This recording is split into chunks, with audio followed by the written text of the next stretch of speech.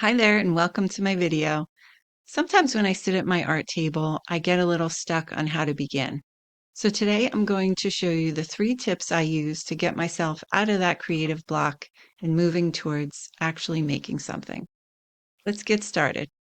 If you like this video, please give it a thumbs up and subscribe to my channel. The first thing we're going to talk about is the different paper to use. I think there's some confusion around how to get started with mixed media because you may not know which paper to use. So my suggestion is to think about what you're actually creating. Are you going to make print where you can actually scan it and use it for possibly different products or sell as separate prints like these? Or are you going to make something in your art journal?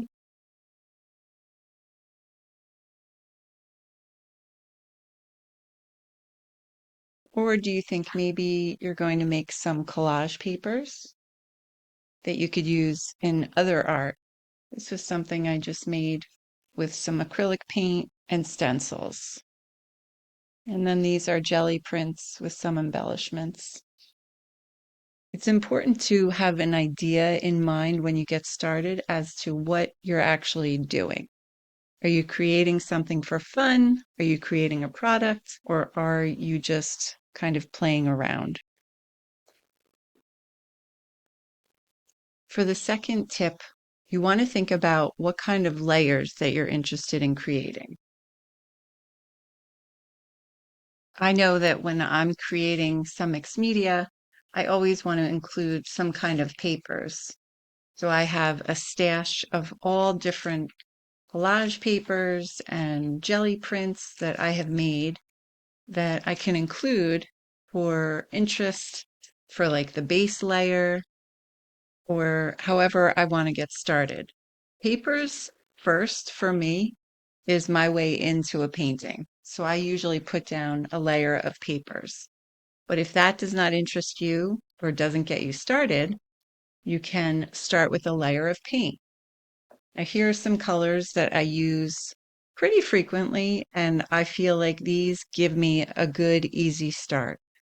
So you could possibly come up with a palette that you know you feel comfortable with and that you have fun using, and you're not afraid to kind of start with on the page, and that will get you going. You can also think about using stencils.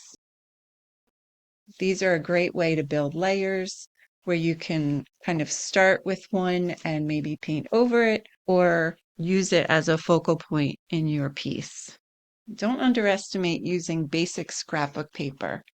I have a whole bunch of books that I use that I can use these papers to just start creating, and it's a really great way of getting something on the paper and losing that fear of the big white square.